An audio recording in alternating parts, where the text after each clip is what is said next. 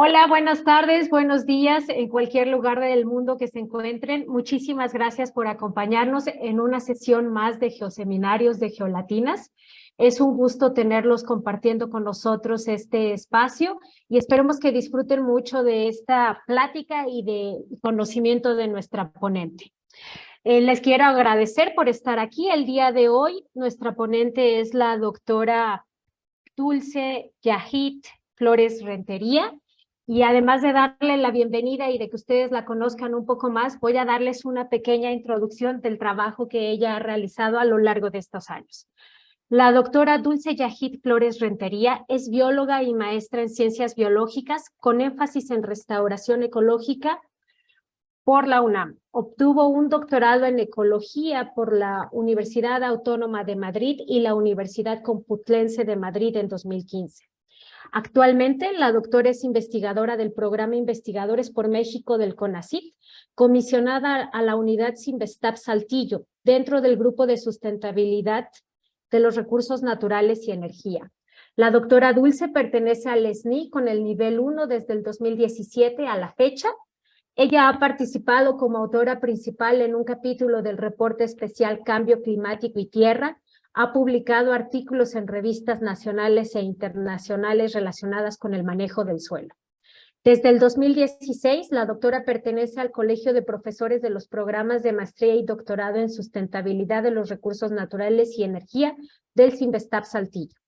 Ella ha dirigido a varios estudiantes de licenciatura y maestría. Actualmente dirige a un estudiante de doctorado. También ha sido responsable técnico de estancias postdoctorales y ha gestionado proyectos financiados por el CONACYT y organismos regionales de Coahuila. También ha participado en la organización de eventos académicos y de divulgación de la ciencia, y sus líneas de investigación están relacionadas con el desarrollo de estrategias de mitigación y adaptación al cambio global, degradación del suelo, promoción y conservación de almacenes de carbono en el suelo y la modelización de fenómenos complejos. Sin más, me gustaría pasarle el micrófono a la doctora y de nuevo volverles a agradecer a ustedes por acompañarnos en este geoseminario de Geolatinas. Gracias, doctora. Por favor, si usted nos puede compartir su pantalla y comenzar su presentación. Claro que sí. Muchas gracias, Alma, y muchas gracias a ustedes que están organizando estos seminarios que pues son muy importantes no nada más para diseminar el conocimiento, sino también para establecer esas redes, ¿no? Y sobre todo, bueno, ya sé que también hay hombres en Geolatinas, pero para poder resaltar ese papel que estamos haciendo las mujeres en estas ciencias de la Tierra. Pues hoy les quiero hablar de la ecología microbiana, de ese tesoro que existe bajo nuestros pies y que pues muchas veces desconocemos o que podemos conocer más y podemos estudiar cada vez más. Para empezar, el suelo es lo que conocemos como la parte superficial de la corteza terrestre conformada por minerales y partículas orgánicas producidas por la acción combinada del viento, el agua y los procesos de desintegración orgánica. También se puede definir como el medio natural para el crecimiento de las plantas. Pero estas definiciones todavía se quedan un poco cortas, ¿no? Es como la definición desde el punto de vista mineralógico, desde el punto de vista práctico, de decir, es el soporte, lo que pisamos todos los días. Sin embargo, es una matriz un poco más compleja y que pues tiene que ser abordado desde distintos ámbitos para poder entender qué es lo que está pasando. Eso es el suelo. La parte superior del suelo es esta lámina, el topsoil, los entre 0 y 30 centímetros que cubren toda la corteza terrestre en el planeta, ¿no? Y allí, además de estas partículas, estos minerales que se van transformando por los procesos de formación del suelo, también hay una gran diversidad. Vamos a encontrar microorganismos, podemos encontrar mamíferos, podemos encontrar muchos organismos vivos que son los que al final vamos a estar hablando en esta presentación y son los que les dan esa parte ecológica al suelo. Entonces, una definición más completa del suelo puede ser esta, que es un medio heterogéneo de fases sólidas, líquidas y gaseosas. Ya no nada más estamos hablando de la parte mineral y las partículas orgánicas, sino pues también del agua, de lo que podemos encontrar allí, de metabolitos secundarios, de exudados de raíces, etcétera. Y también algo muy importante, el gas, los espacios que generan entre el suelo, eso también es una parte muy importante, esa fase gaseosa en el suelo. Y estas propiedades van a variar a lo largo y ancho, favoreciendo el crecimiento microbiano. Estos suelos, estas capas, sobre todo esta capa superior del topsoil, nos brinda muchísimas funciones, muchos servicios ecosistémicos, como lo sean, pues es un almacén geológico y arqueológico, ahí podemos encontrar toda la historia del planeta y es donde se ha estudiado. También en la producción de biomasa, de todos nuestros alimentos, nuestras fibras, pero también toda la vegetación, todos los bosques que conocemos, pues se soportan en el suelo, ¿no? A través de esta función de producción de biomasa que obtienen del suelo. El suelo funciona como un almacén, un filtro y una transformación de los nutrimentos y del agua. Regula y recicla estos elementos, también promueve pues, antibióticos, polinizadores, plagas, enfermedades, etcétera. Forma el hábitat de una gran diversidad de estos suelos. También es plataforma para todas las actividades humanas, tanto toda la distribución urbanística como también extracción de minerales, etcétera, pues ahí los encontramos, ¿no? Todas esas actividades humanas. Es fuente de materia prima, pues como estos minerales, materiales para la construcción, materia orgánica, etcétera. Y otro papel que juega, que es muy importante, es que es uno de los grandes reservorios de carbono. Tendemos a pensar que pues, los grandes bosques en esos árboles enormes que vemos están teniendo allí una gran cantidad de carbono, que al final es un gas de efecto invernadero que lo queremos que se quede secuestrado, ya sea en las plantas, en el suelo, en los océanos, pero la parte de la biomasa, la parte de las plantas es muy poca, ¿no? O sea, en realidad es un tercio y el otro 2/3 partes en los ecosistemas terrestres se encuentra en el suelo. Entonces, esos suelos son claves para la regulación del dióxido de carbono y también brindan soporte y estructura, ¿no? Y es importante señalar que estas funciones del suelo no son iguales, no son homogéneas en todo el planeta. Va a depender de sus propiedades, como esta listita que vemos aquí en naranja, de qué tan sano está nuestro suelo, qué propiedades tenga, en qué tipo de suelo tengamos, etcétera, para tener más o menos de estos servicios ecosistémicos que nos está brindando. Obviamente, suelos degradados, pues nos van a brindar muchos menos servicios ecosistémicos que suelos sanos. Para entender entonces estas diferentes aproximaciones de cómo podemos ver el suelo, debemos entender también quién lo estudia. Y para empezar lo podemos estudiar con edafología, que estudia la composición y naturaleza del suelo en su relación con las plantas en el entorno que le rodea bajo condiciones naturales o de manejo. Y, por ejemplo, ahí tenemos antecedentes de edafólogos desde antes de esta era moderna, con Xenofón, un filósofo griego que pues, hizo los primeros experimentos y afirmaciones acerca de por qué era importante el suelo, ¿no? Luego Van Helmont también hizo un experimento muy famoso en el cual pues puso suelo y puso una planta a crecer. Y entonces decía que toda esa... vio cuánto disminuía el suelo y cuánto aumentaba la biomasa de la planta, ¿no? Y atribuía, bueno, es un poco la generación espontánea, era su fundamento, pero vamos, que ella incorporaba en sus experimentos ese concepto de suelo, pero solamente en su relación con las plantas y el entorno que los rodea, ¿no?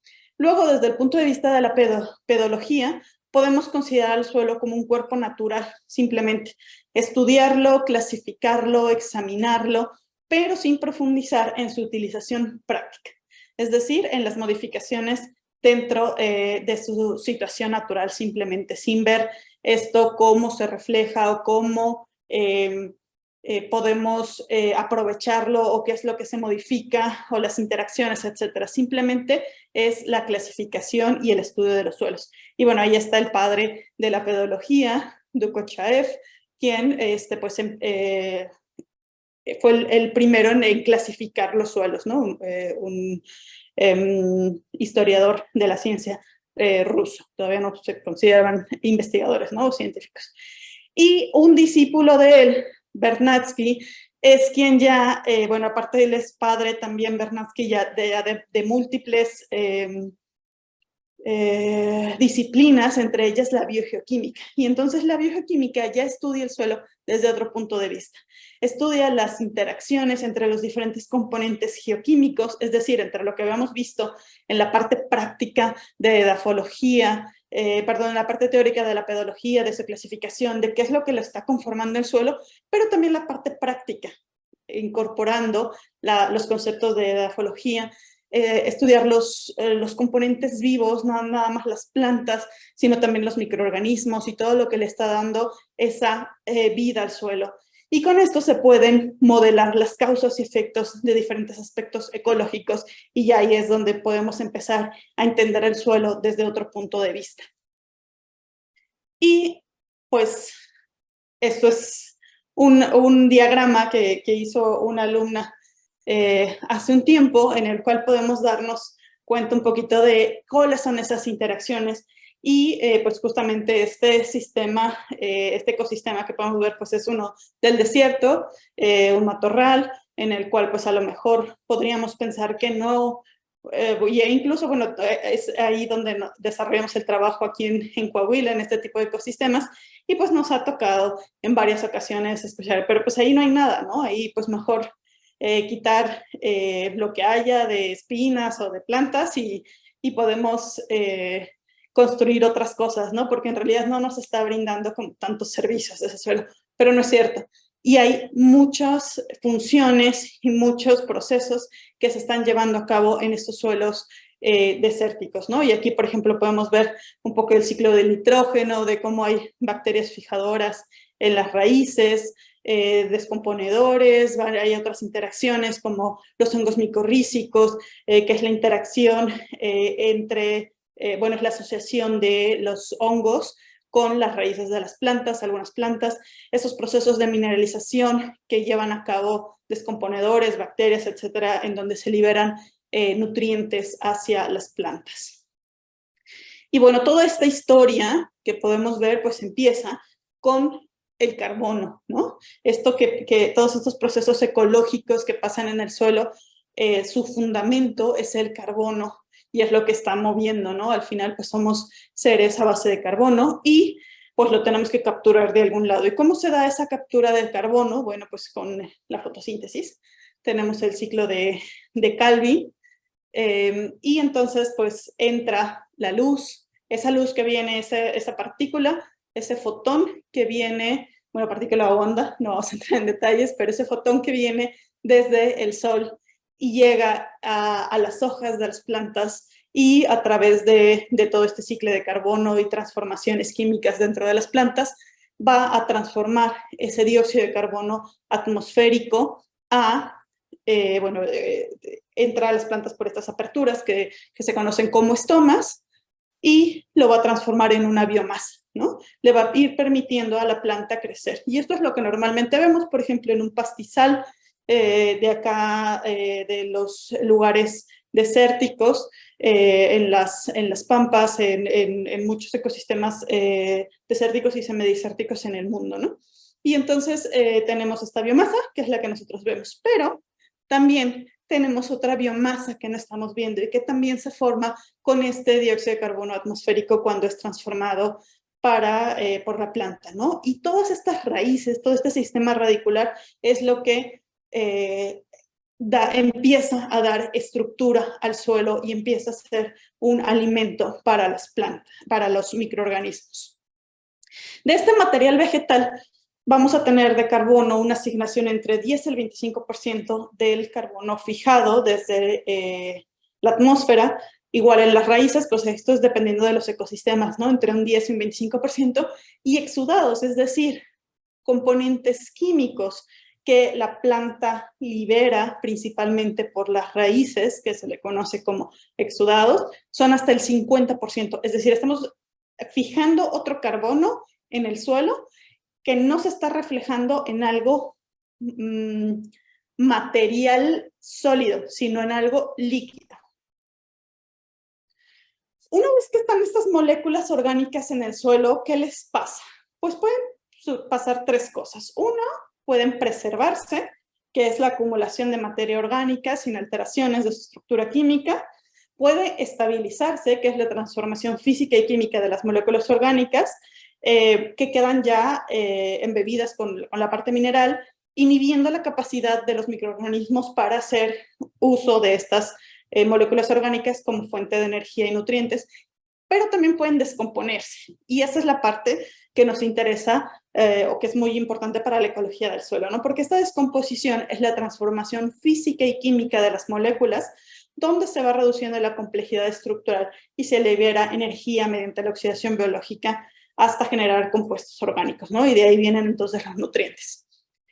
Entonces, de esta materia orgánica que ya fijamos de la atmósfera, de ese dióxido de carbono, compone solo entre el 1 y el 10% del suelo. El resto del suelo, del 90 al 99%, es la fracción mineral. Y esa materia orgánica pues, son los residuos orgánicos con diferente composición química, nivel de alteración e interacciones con otros componentes del suelo. De la materia orgánica vamos a tener materia orgánica muerta, que es un 95%, pero también organismos vivos que representan solo el 5%. De la materia orgánica muerta, gran parte, entre un 60 y un 99%, son moléculas orgánicas, ya sea simples asimilables o macromoléculas. Y también la materia orgánica particulada, ¿no? Residuos de plantas, partes de raíces, etcétera, que están conformando esta materia orgánica muerta. Y de los organismos vivos, ese otro 5% de nuestra materia orgánica en el suelo, podemos encontrar microorganismos, bacterias y hongos, podemos encontrar fauna, podemos encontrar raíces de las plantas que todavía están vivas, ¿no? Y están en la planta. Y esto me parece muy interesante, este diagrama, que por acá estaba la cita, de Basile Doelch, porque pues, también nos muestra esta escala en donde podemos ver el tamaño a lo que, el rango de tamaño de lo que estamos hablando, ¿no? Entonces, si nosotros hablamos de materia orgánica particulada, de este lado tenemos la materia orgánica muerta y los organismos vivos. La materia orgánica muerta va a ser consumida por los organismos vivos y entonces con esta escala podemos ver quién se está comiendo a quién podría ser capaz de comerse a quién. Entonces, si vemos residuos de plantas, pues una bacteria con un diámetro, con un tamaño de la mitad del rango de residuos de plantas que vamos a encontrar, pues va a ser imposible que se pueda comer materia orgánica particulada. Primero tiene que ser convertida por otros organismos a moléculas orgánicas más simples que entonces ya puedan ser asimiladas por estos organismos. Y entonces, viendo todos estos macroorganismos todos estos organismos, vamos a empezar con los macroorganismos que existen en el suelo. No podemos irnos hasta la microbiología sin entender por qué necesitamos pasar por estos pasos primero, ¿no? Porque como veíamos, necesitamos de estos otros organismos también para fragmentar los residuos orgánicos, para hacer pedoperturbación, que es todas estas cavidades que hacen ya sea estos mamíferos o las lombrices, que van haciendo galerías en donde pues promueven la aeración, el flujo de agua, también donde habitan, pues contribuyen mucho a la diversidad de los microorganismos, ¿no? Entonces, pues tienen varias funciones, por ejemplo, los mamíferos dispersan semillas, forman parte importante de las redes tróficas, generan estas galerías. Las lombrices pues son conocidos como ingenieros del ecosistema, ¿no? También forman parte de las redes tróficas, son detritívoros por naturaleza y son pues muy importantes para esta formación del suelo. Otra parte muy importante son los artrópodos, los cuales pues también hacen esta pedoturbación, previenen la erosión porque van formando agregados. También algunos, por ejemplo, los crustáceos, las cochinillas que conocemos acá en México con ese nombre, de estas que se enredan y se forman así las bolitas, también transportan microorganismos en sus caparazones, se les pegan bacterias, incluso bacterias fijadoras de nitrógeno, o sea, bacterias con importancia como fijadoras de nitrógeno, se les pegan en su caparazón y se las llevan en su exoesqueleto, y se las pueden llevar a otros sitios, y entonces estas funciones también son muy importantes para la diversidad. Ya entrando en los microorganismos, pues podemos encontrar protistas, los cuales pues son importantes, pues pueden tener asociaciones mutualistas o ser parásitos de plantas, e incluso pues también tienen la capacidad de degradación de madera, y algunas vacas las tienen y algunos rumiantes en general las tienen en sus intestinos, y son los que les ayudan a degradar la lignina de sus alimentos, ¿no?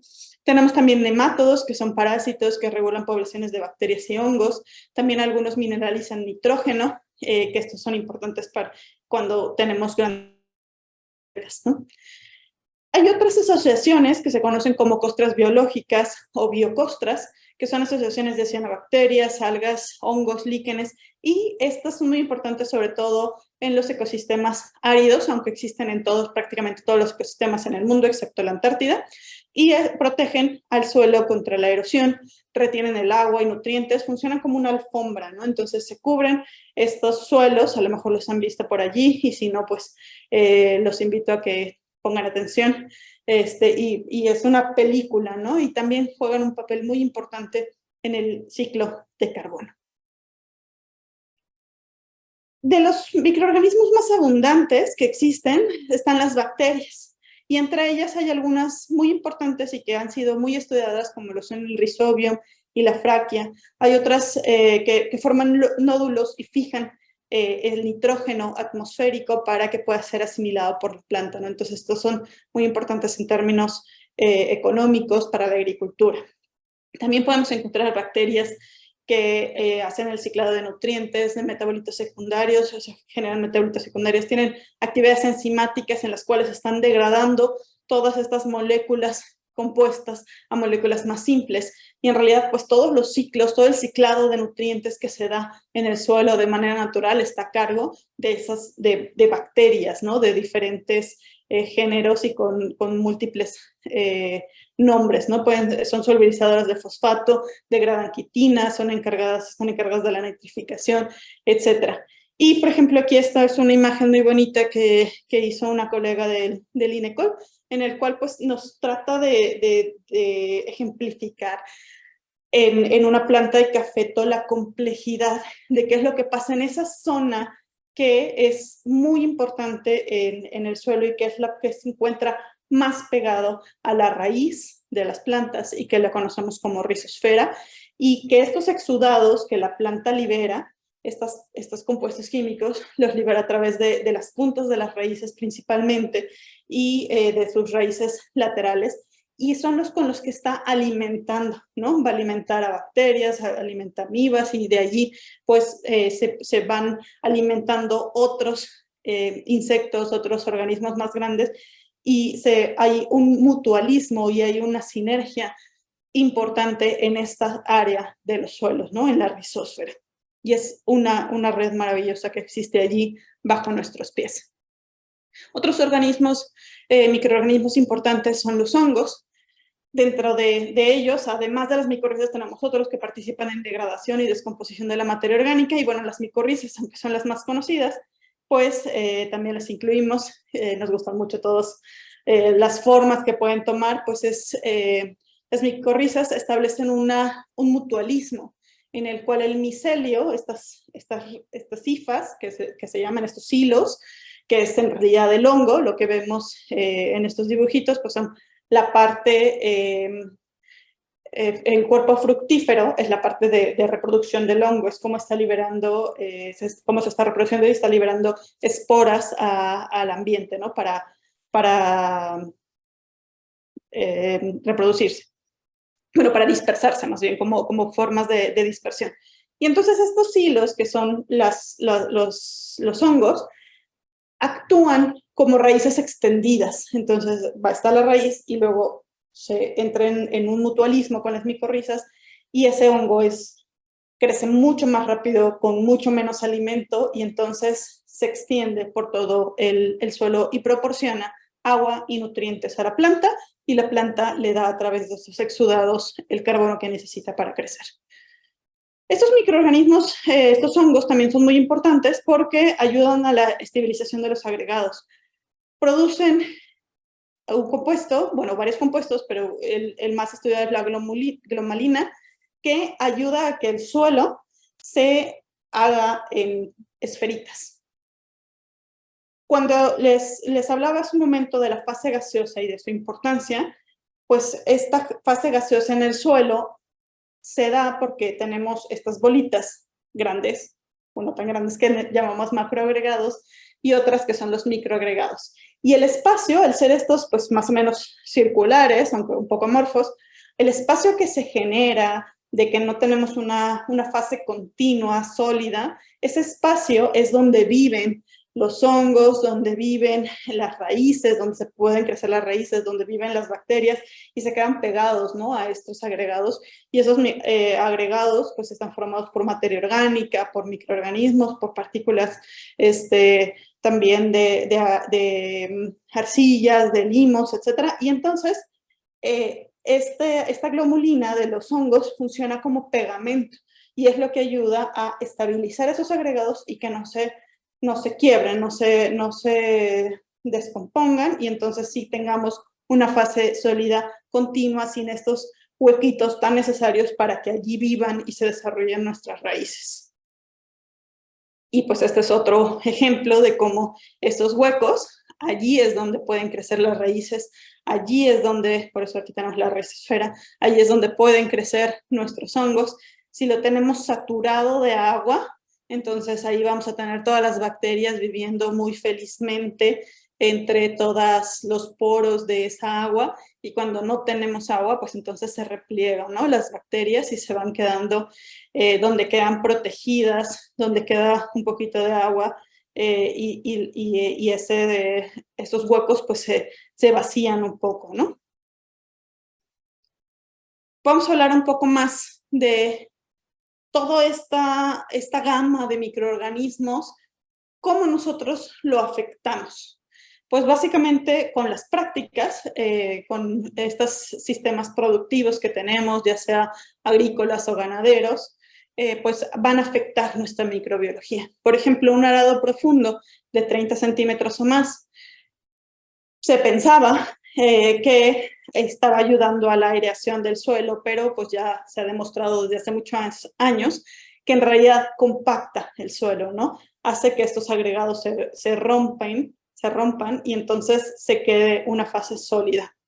También, al darle la vuelta con el arado, se va a alterar la distribución de los microorganismos. Los microorganismos, igual que el resto de organismos en el planeta, pues tienen un nicho, ¿no? Yo crezco bajo ciertas condiciones de luz y de humedad, y si nosotros tenemos en un perfil, en determinada profundidad de nuestro suelo, tenemos ahí los microorganismos, las bacterias, y con el arado lo que hacemos es cambiarlo, ¿no? Le damos la vuelta, lo dejamos a más profundo, lo dejamos más hacia la superficie, pues entonces se van a morir muchos, ¿no? O sea, tienen mucha resistencia y el suelo es muy resiliente, pero hay muchos que sí vamos a estar perdiendo sus funciones porque alteramos esa distribución en el perfil y pueden ser centímetros lo que está haciendo la diferencia, ¿no?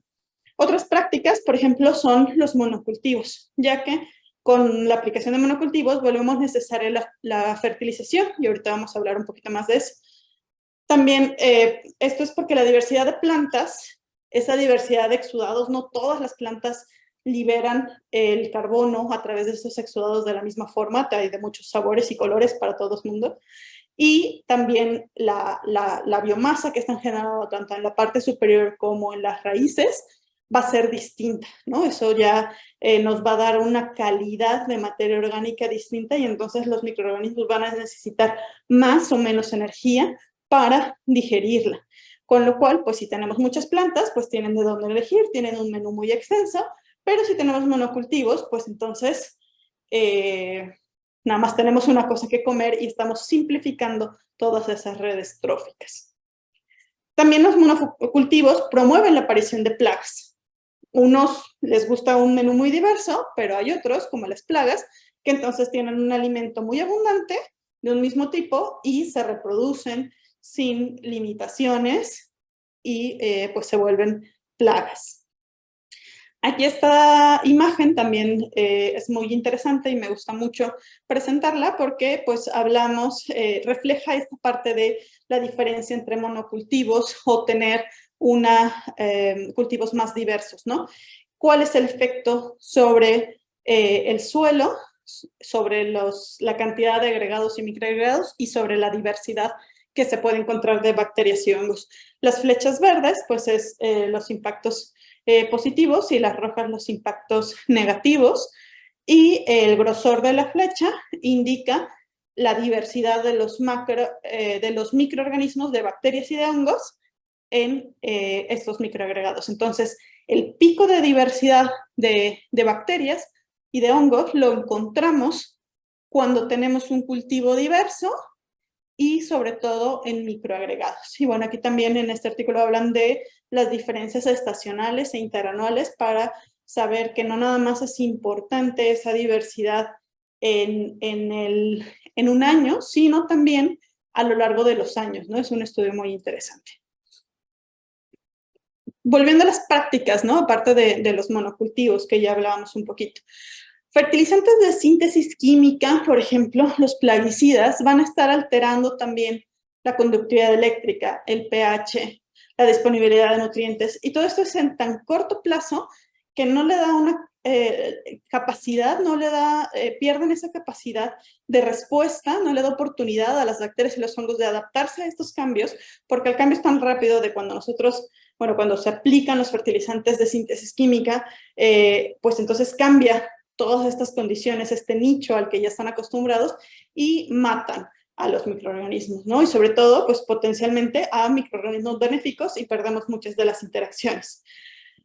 Otras prácticas, por ejemplo, es tener el suelo desnudo, ya que este suelo, que pues cuando retiran ya completamente los cultivos o nuestra casa, incluso los jardines, los camellones, los parques, etcétera, suelo desnudo es un incremento de temperatura, ¿no? Lo mejor es tener suelo, o sea, pasto, y no pasto así todo parejito y tal, porque pues ya dijimos que monocultivos, ¿no?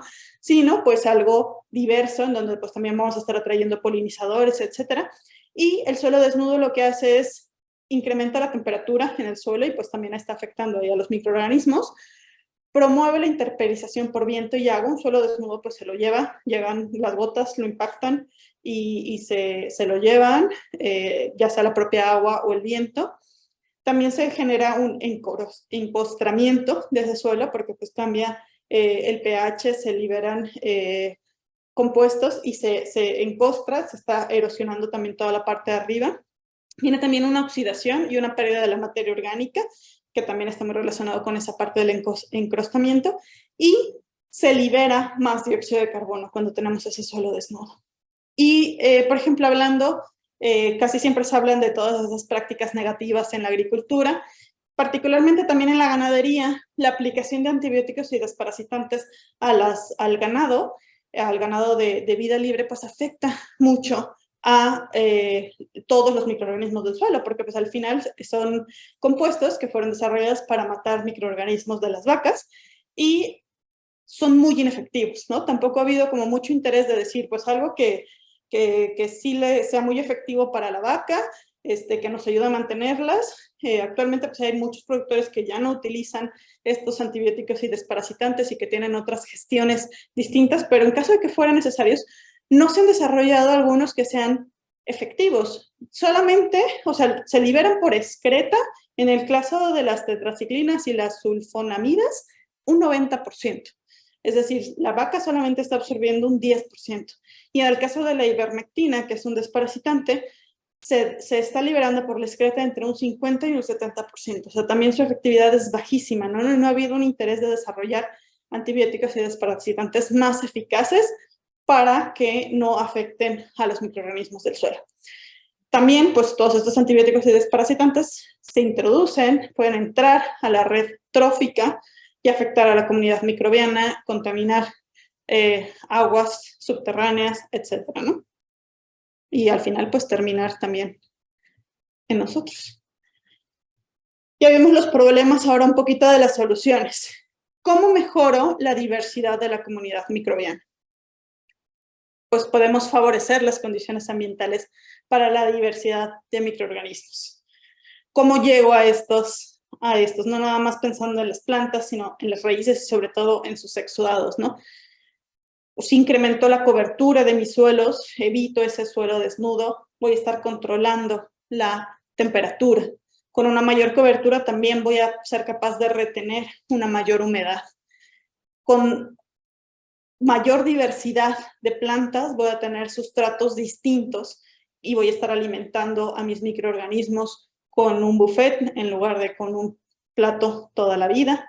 Y a la herbivoría, aunque pareciera que pudiera afectar, pues en gran medida también está promoviendo esa diversidad de los sustratos.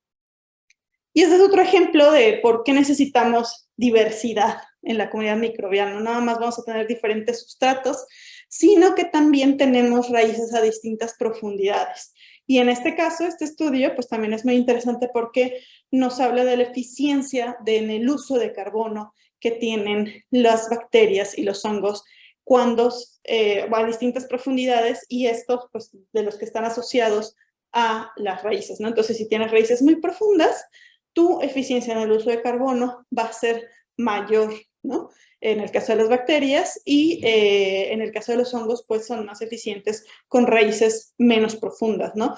También nos habla de esta necesidad de tener raíces a distintas profundidades para poder tener un abanico de posibilidades en la eficiencia en el uso de carbono. Esto también es importante, por ejemplo, porque hongos identificados como patógenos, y esto es un caso muy importante, con importancia agronómica y económica, el Fusarium, en realidad está presente en la naturaleza, en muchos campos, en muchos suelos, en campos agrícolas se vuelve una plaga porque tiene un déficit de la cantidad de materia orgánica, ¿no? Cuando tiene déficit, o sea, Fusarium necesita comer mucho, y cuando no tiene suficiente materia orgánica en el suelo para estarla consumiendo, ataca las raíces y entonces por eso se vuelve una plaga. En cambio, si tuviera suficiente disponibilidad de sustrato, pues no las atacaría, ¿no? Y otro caso que me gusta mucho es los estudios desarrollados por la doctora Esperanza Martínez de la UNAM, en el cual ella ha estudiado estas bacterias fijadoras de nitrógeno. Rhizobium ha descrito varias especies, etcétera, y también hay bacterias fijadoras de nitrógeno que se asocian, por ejemplo, con el maíz. Sin embargo, no forman nódulos, ¿no?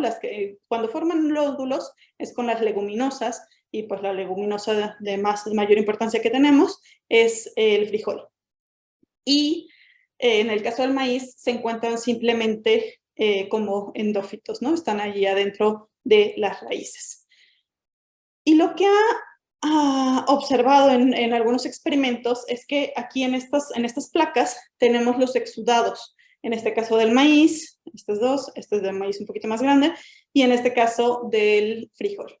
Y entonces, bueno, este sistema de cultivos combinados en México se le conoce como milpa, y entonces, pues ahí se siembra maíz y se siembra frijol, y se pensaba que pues el frijol lo que está haciendo es fijar el nitrógeno y por eso beneficia al maíz. Pero a través de estos estudios se le está dando un giro a esta creencia, y lo que se está viendo es que el maíz en realidad está también nutriendo a Rhizobia, y lo nutre a través de los exudados. Aquí en amarillito, bueno, le ponen un colorante, un indicador, y en amarillo se ve la producción de exudados por parte de las raíces de maíz y de frijol, y pues el frijol casi no está teniendo exudados, pero el maíz sí. Entonces, el maíz lo nutre al Rhizobium cuando es de vida libre y entonces incrementa las poblaciones a tal grado que estimula que más Rhizobium forme nódulos con el frijol. Y en el nódulo es muy efectivo Rhizobium al momento de fijar el nitrógeno atmosférico, ¿no? Entonces se necesitan, hay esa asociación que necesitamos de las dos plantas para poder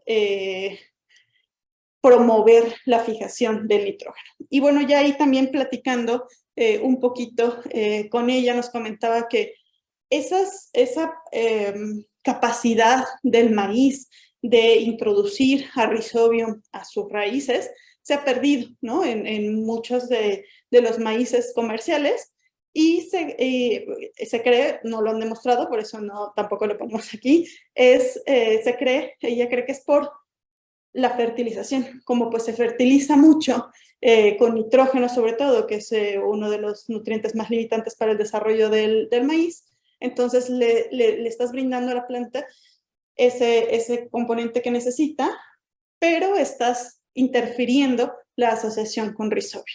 Y bueno, eso también nos habla de por qué no debemos de sobrefertilizar, deberíamos promover más esas asociaciones con los microorganismos y también nos habla de ese conocimiento tradicional, ¿no? De a lo mejor no llegaban a tanto detalle de por qué sembrar juntos maíz y frijol nuestros antepasados en muchas regiones de Latinoamérica, de estos sistemas de milpa, no llegaban a ese detalle, pero pues no veías, bueno, ahora vamos a sembrar frijol para que se queden allí los estos. O sea, por eso a veces la rotación no es tan buena, sino que necesitamos un sistema completamente diverso, ¿no? Eso sería, bueno, sí es buena la rotación, pero no es lo mejor, ¿no? Si tenemos esta diversidad al mismo tiempo de plantas, pues es cuando se está logrando un mayor aprovechamiento de los microorganismos para nuestros cultivos. Entonces, usar inoculantes, por ejemplo, pero usar microorganismos nativos puede ser muy benéfico, ¿no? Usar prebióticos, es decir, los metabolitos secundarios de los microorganismos benéficos, aún se está comprobando su efectividad, su tiempo de vida, etc. Y ya muy rápidamente, ¿cómo estudiamos la microbiología del suelo? Hay muchos métodos que contemplan cultivo en placas, cultivos sin cultivo en placa, y ahí le pueden ver otra vez el video y le dan pausa para que vean algunos de esta síntesis que intenté hacer. Y hay otras nuevas aproximaciones, ¿no? Todas las ómicas en donde podemos estudiar las pequeñas moléculas que están en la rizósfera y que es donde vamos a encontrar mucho más de cerca qué es lo que está pasando con estas interacciones, ¿no? Pero también hay una forma más fácil, o que me ha resultado más interesante, es estudiar la funcionalidad de los microorganismos, es decir, no cómo se llaman o cuántos hay, bueno, cuántos hay también es importante, sino qué es lo que están haciendo. Una de las aproximaciones, pues, es estudiar la respiración del suelo. Esta respiración, pues, es la que hacen los microorganismos o la que hacen las raíces y su rizósfera.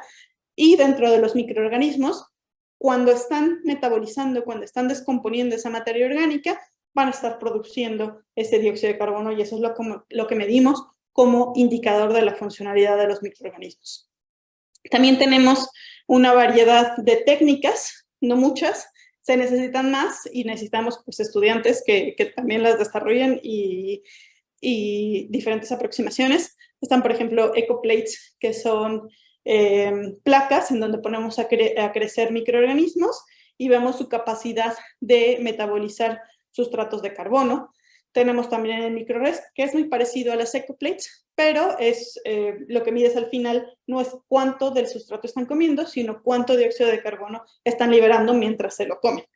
También tenemos una batería, aquí solamente hay algunos ejemplos, de actividades enzimáticas potenciales que están realizando la comunidad bacteriana de ciertos suelos. Y todos estos los podemos utilizar para saber qué tan sano está un suelo, qué tanta actividad está teniendo y qué tanto es la funcionalidad de los microorganismos.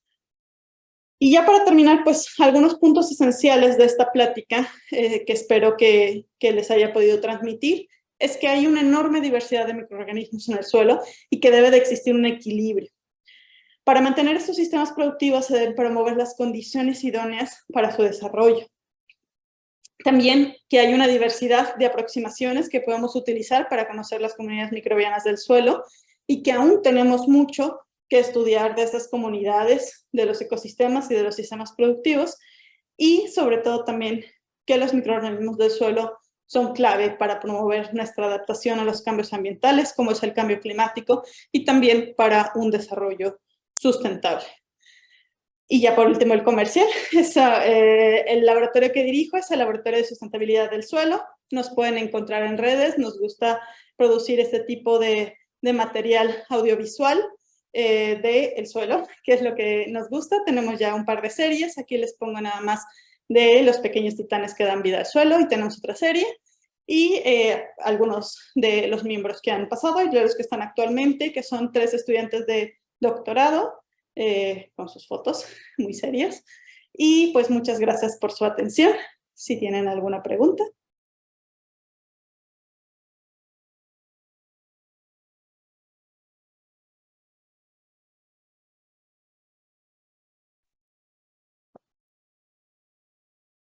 Muchas gracias, doctora Dulce. Muy interesante, la verdad, que un tema muy interesante. Creo que no es muy común que personas que no estamos involucradas en esta disciplina prestemos esa atención y esa importancia a lo que está bajo nuestros pies.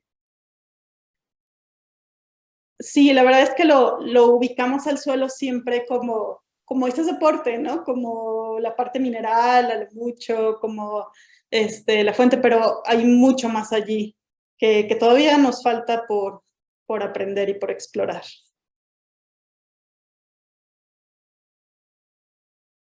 Liz, muchísimas gracias. También quiero agradecerle igual a la doctora Dulce por este contexto tan claro y de importancia sobre este recurso. Usualmente, como lo dice Liz, lo tenemos a nuestros pies y no sabemos realmente la relevancia que tiene desde cuestiones básicas como la alimentación hasta más cosas, ¿cierto? Liz, Cristi, ¿tenemos algún comentario, felicitaciones, algo que nos puedan compartir del Facebook de las personas que nos hayan acompañado? Sí, déjame revisar, leo las primeras y luego Cris nos acompaña. Ya, un segundo, por acá tenemos comentarios de Ana SG, dice, buen día. ¿Esa relación benéfica del maíz con Rhizobium existe en todas las variedades criollas de maíz y en todos los ecosistemas del país? Sí, es lo que comentaba, que de hecho pueden buscar el nombre de la doctora Esperanza Martínez y es la experta a nivel mundial, de hecho, de Rhizobium, y es un orgullo, ¿no? Tenerla en México y da muchas pláticas también. Entonces, para este tema les recomiendo mucho que la busquen. Y ella lo que menciona, bueno, también la tuvimos aquí de invitada y entonces pues también tenemos de primera mano sus conocimientos. Hay mucho Rhizobium. En México, bueno, pues los suelos que ella ha estudiado, en los ecosistemas hay mucho Rhizobium, pero la capacidad de que se introduzca el Rhizobium al maíz sí se ha perdido en muchas variedades, ¿no? Entonces, pues hay que fomentarla, teniendo suelos sanos con Rhizobium para que se fomente esa interacción, ¿no? Esa asociación de los maíces con Rhizobium. A donde han estudiado no es como un comportamiento atípico, es algo que se da normalmente, ¿no? Entonces, que se puede estimular también. Entonces, habría que verificar, ¿no? En cada una de las variedades, pero no hay nada que lo limite. Incluso, pues ella también ha participado en otros proyectos en donde lo que quieren hacer es identificar los genes que son los que están promoviendo esa asociación, aislarlos para poder darle un uso comercial, ¿no? a esa a esa capacidad de fijación del nitrógeno que tiene el rizobio. Sin nodular, claro, sin la necesidad de la nodulación. Muy bien, muchas gracias, doctora. Bueno, Ana, esperamos haya quedado clara tu pregunta. René Juárez dice, ¿qué se hace para involucrar a los productores y que disminuyan prácticas que afectan al suelo? Pues eso es muy importante, esa pregunta, muy interesante también. No hay una receta. Y en el mundo hay como muchos, ha habido muchos esfuerzos desde las organizaciones internacionales, de gobiernos locales, de querer dirigir a los sistemas productivos hacia algo más sustentable, hacia otras prácticas, etcétera. Pero la verdad es que lo que se ha optado es tener un abanico de prácticas y decir, de estas prácticas, a ti como productor, ¿qué te conviene? ¿No? ¿Qué te podría convenir? Y también esa parte del conocimiento local, darle ese valor, ¿no? De decir, a ver, ¿qué están haciendo? ¿Por qué lo hacen? De allí podemos podemos comprender su relación con el sistema que está promoviendo ciertas prácticas, etcétera, y buscar una adaptación. Por eso es muy importante que todos esos estudios, sobre todo ya cuando se involucra la parte social, se hagan de manera muy local para que los productores tengan ese interés y tengan esos beneficios. No se puede dar como una receta y decir, vamos a hacer esto, vamos a hacer aquello. Siempre se tiene que construir un traje a la medida de acuerdo a los intereses, de acuerdo a las limitaciones climáticas de tipo de suelo, etcétera, y que entonces podamos adaptarnos a un ambiente, a un desarrollo más sustentable de los sistemas productivos. Excelente, muchas gracias. Susana Alvarado dice, muy bonita charla, Dulce. Mi pregunta es sobre los microRESP. ¿Nos puede contar un poquito más? Ya que se murió. ¿Nos puedes contar un poquito más? ¿Los ha usado? ¿Va la muestra del suelo allí tal cual como lo sacaríamos del campo? No los utilicé como tal, pero sí estuve cuando los utilizaban. O sea, yo no tengo investigación derivada de ello, ¿no? Los he visto y los conozco. Entonces son placas, las cuales tienen sustrato en la parte de abajo, es decir, fuente de carbono que pueden consumir los microorganismos, y pones la muestra de suelo y lo incubas. Y al final lo que estás midiendo es la respiración inducida por sustrato. Y pues le pones también su agüita para que puedan crecer los microorganismos, se deja incubación y en la parte superior tienes un indicador de producción de dióxido de carbono y entonces esa es la que vas a medir. O sea, no es como que cuantifiques como tal con un analizador de gases infrarrojo, por ejemplo, como lo hace la respiración, no cuantificas cuánto dióxido de carbono se está liberando directamente, sino, o sea, comparando contra un cero, sino ese indicador te dice cuánto, o sea, tiene un indicador y se cambia de color. Cuanto más dióxido de carbono, pues se pone más morado o más azulito, dependiendo, y eso es lo que mides, ese cambio de color desde el inicio hasta, o sea, desde de base contra después de cierto tiempo de incubación. Eso se hace cuando tienes muchas muestras de suelo y quieres comparar rápidamente y es un método micro, ¿no? En lugar de ir con tu cámara a medir a campo y luego entonces tomas muestras de suelo y luego las pones en estos microRESP o tus experimentos en el invernadero, tomas muestras de suelo y las pones en estas placas y obtienes cuál es la respiración. Es un método ¿cómo se diría la palabra? Miniatura de la respiración del suelo, por eso es microRESP. Muchísimas gracias, doctora Dulce. ¿Tenemos algún otro comentario o pregunta que nos quieran compartir del Facebook, Liz? Si no, también te invitamos a ti, Dulce, de que por favor nos acompañes a ver las revisiones y los comentarios que te hayan dejado en Facebook sobre esta fabulosa presentación. Y Liz, coméntame si hay algo más. Sí, sí hay otros comentarios. Perfecto. Ok, ya va. Iba a continuar, Cris, pero el internet está haciendo. Ya, déjame un minuto. Manuel Hernández dice, la desertificación, ¿cómo afecta a las comunidades microbianas del suelo?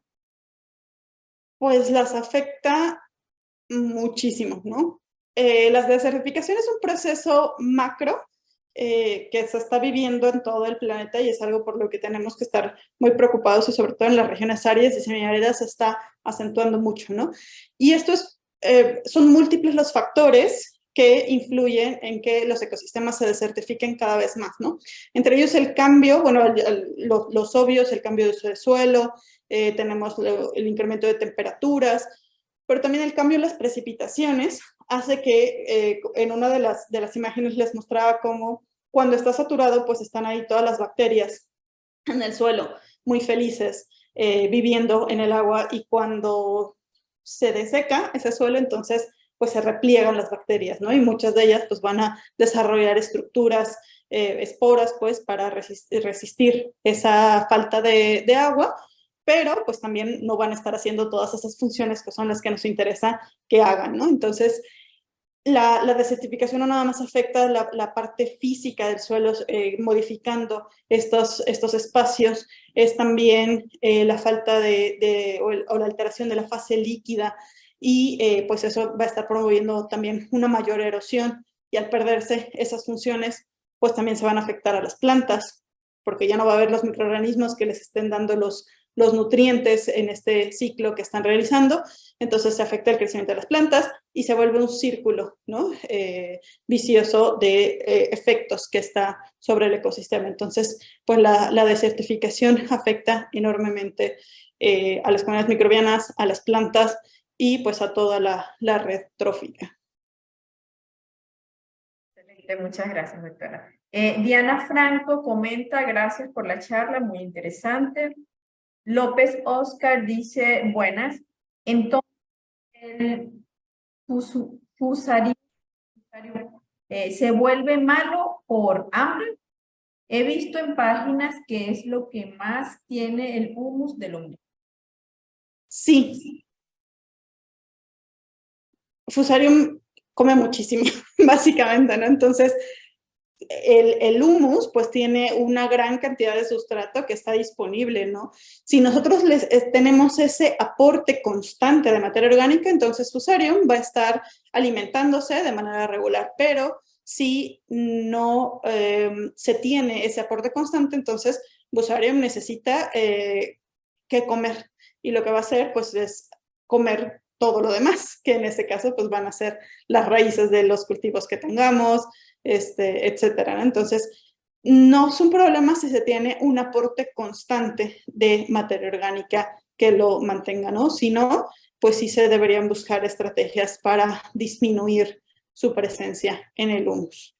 Por eso cuando hablamos, por ejemplo, de los microorganismos nativos o más bien de los microorganismos benéficos o lo que podemos brindarle a través de la biotecnología a nuestros cultivos, cada vez más se habla de consorcios microbianos, porque si tenemos una diversidad, pues se da esa competencia por esos espacios, por esos nichos, por esos sustratos, y tenemos ese equilibrio que buscamos en las comunidades microbianas, y no nada más algunos cepas, algunas bacterias, algunos hongos que pudieran ser oportunistas, que se desarrollen muy rápido y que entonces se conviertan en un problema. Excelente, muchas gracias. Y el último comentario de Liliana López dice, muy interesante la plática. ¿Cómo influyen los microorganismos del suelo en la salud humana? Influyen mucho también. Es que todo es muy importante para mí, para los microorganismos. Se han encontrado una relación directa entre los microorganismos que encontramos en el suelo y los microorganismos que tenemos las personas en nuestros intestinos. Entonces, si nosotros tenemos un suelo sano, vamos a tener un intestino, unos microorganismos, una microflora, que más bien son bacterias, en nuestros intestinos sana. Y hay varios artículos y eso, bueno, daría lugar a otra plática muy amplia de cómo es que se da esa relación, pero pues básicamente es lo que tenemos. E incluso han encontrado la relación con ciertas bacterias con ciertas enfermedades, ¿no? Si hay un suelo que no está sano, pues entonces se desencadenan también enfermedades en la población. Muchísimas gracias, doctora Dulce. Muchísimas gracias a toda la audiencia que está del otro lado de las pantallas y que han mostrado un interés espectacular en este tema, que de entrada es súper importante. Dulce, por favor, ¿quieres decir algo? Sus preguntas a todos, no les agradecí en particular, pero en conjunto, muchas gracias por su pregunta y pues estoy a la orden allí por correo, por Facebook, me pueden contactar y lo que se ofrezca, y muchas gracias nuevamente a Geolatinas por esta iniciativa y por la invitación. Muchas gracias, Dulce. Y sí, por cierto, no olviden seguir el Laboratorio de Sustentabilidad del Suelo de la doctora en todas sus redes. Y pues bueno, vamos a hacerle la entrega de este reconocimiento por la participación en este tema. Y como sabemos que es muy extenso también, Dulce, y a los que estén del otro lado de la pantalla, quien guste compartirnos más información en estos geoseminarios en el futuro, no duden en hacerlo. Por favor, Dulce, si quieres darle continuidad a alguno de estos temas tan importantes y que están relacionados con las preguntas que tuvimos, no dudes de nuevo en acercarte hacia nosotros. Entonces, ya sin más, a nombre del Comité de Geoseminarios de Geolatinas, queremos otorgar el presente reconocimiento a la doctora Dulce Yahid Flores Rentería por haber participado como ponente en el tema El tesoro bajo nuestros pies, ecología microbiana del suelo. Muchísimas gracias por ser parte de este esfuerzo, por visibilizar también en tu presentación el esfuerzo de otras colegas mujeres y por abrir este espacio de comunicación en el tema de las ciencias del suelo. También queremos invitarlos a todas y a todas, a todos que nos sigan en nuestras redes sociales, en Facebook, en YouTube, en Twitter, en Instagram. Particularmente en YouTube ustedes podrán encontrar el geoseminario que tuvimos el día de hoy con la doctora Dulce y también los geoseminarios pasados. También queremos invitarlos a los futuros geoseminarios de esta y de otras temporadas. Y también, como lo mencioné anteriormente, si tienen algo que compartirnos de toda la investigación que hagan, por favor no duden en comunicarse para darnos la oportunidad de brindar un espacio. Sin más, muchísimas gracias a todos y a todas, a todos los que nos acompañen y que tengan una buena tarde, buen día desde donde quiera que estén. Gracias.